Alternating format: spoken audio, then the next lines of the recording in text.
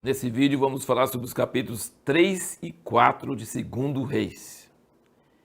Nós podemos notar que Eliseu era bem diferente de Elias em vários aspectos. Um dos aspectos é que os milagres dele eram mais positivos. A gente não vê muito milagre positivo de cura de Elias, mas a gente vê muitos milagres maravilhosos de Eliseu. Muitos milagres parecidos até com o milagre de Jesus, multiplicação de comida e curando as águas de Jericó, uma série de coisas. Muitas vezes há uma comparação entre Elias e Eliseu e João Batista e Jesus. João Batista era um cara que não curou ninguém, era bem forte, bem negativo, bem de chamar para arrependimento. E Jesus era de curar os cegos e paralíticos e multiplicar pães e fazer tanta coisa boa para as pessoas. E outro aspecto de Eliseu que era diferente de Elias é que ele era sociável. Ele morava muito tempo com os filhos dos profetas, ficava muito junto com eles. E ele sempre tinha um servo. Elias quase nunca teve um servo até que teve Eliseu. Mas Elias quase não tinha servo, não se sabe se tinha casa. E Eliseu a gente sabe que ele tinha casa e que ele morava com os filhos dos profetas. E ele sempre estava assim, associado a pessoas, não era tão antissocial quanto Elias. Mas Eliseu também andava muito. Você vê que ele ficou na casa da sunamita, passava por lá várias vezes e ela mandou fazer um cômodo especial para ele, toda vez que ele passava lá.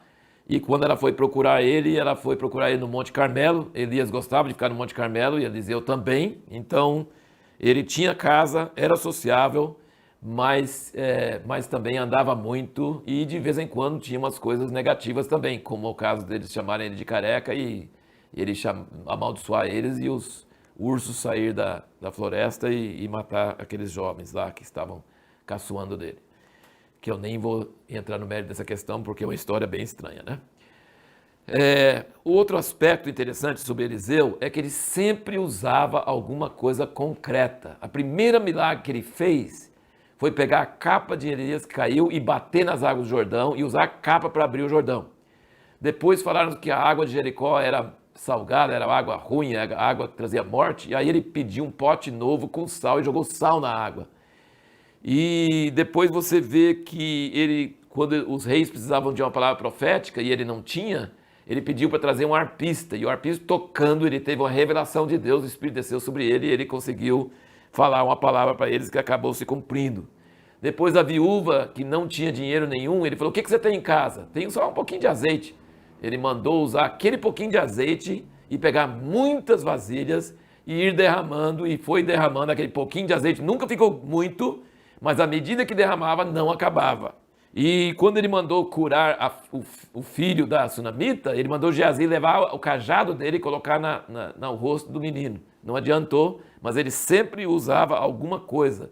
Tinha veneno na panela e mandou colocar farinha. Então você vê que Eliseu, o estilo dele é bem parecido com Jesus também. Jesus também usava barro para pôr nos olhos de cego e tinha sempre alguma coisa. Mas Eliseu esse é o estilo dele curar e fazer milagres, era através de alguma coisa. E você pode lembrar que para Deus não é sensacionalista. Quando Deus sustentou Elias lá com a viúva, ele não multiplicou a farinha e o óleo para ele ter muita farinha, uns sacos de farinha lá dentro de casa. Não, continuou tendo quase nada, só aquele restinho, só que o restinho não acabava. E assim foi com o azeite da viúva.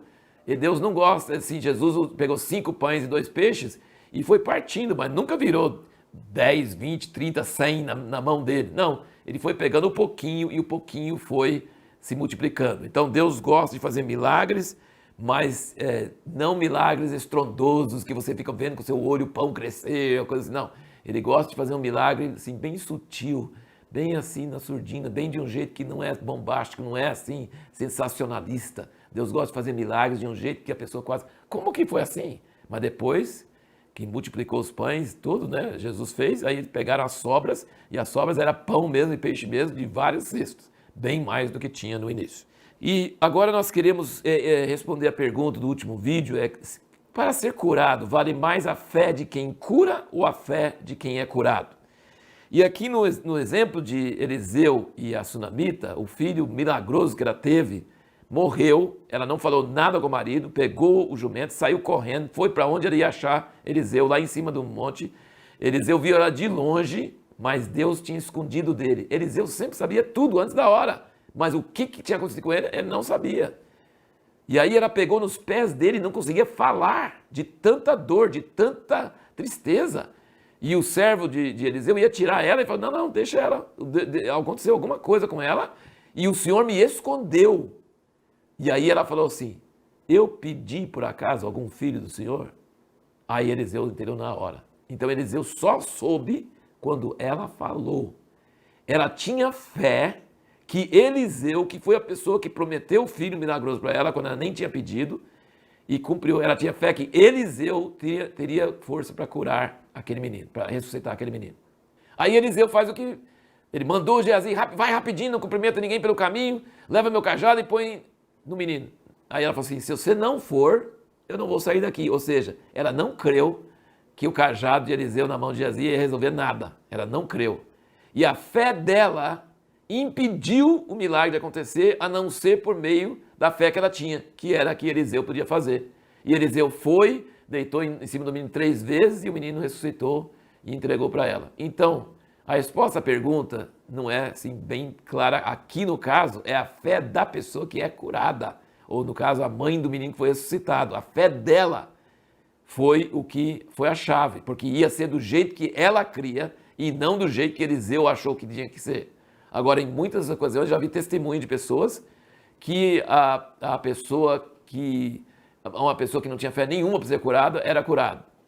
E muitas vezes eu já vi a pessoa que curou, não tinha fé nenhuma, e a pessoa foi curada. Então a resposta é, tem que ter fé em um dos dois, ou na pessoa que é curada, ou na pessoa que vai curar, ou se possível nos dois.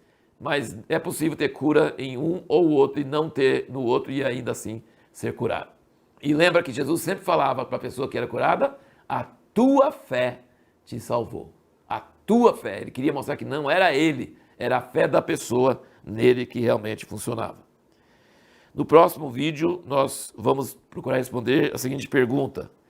Por que podemos dizer, baseado no Velho Testamento, que Deus não ama só Israel, mas ama todas as nações?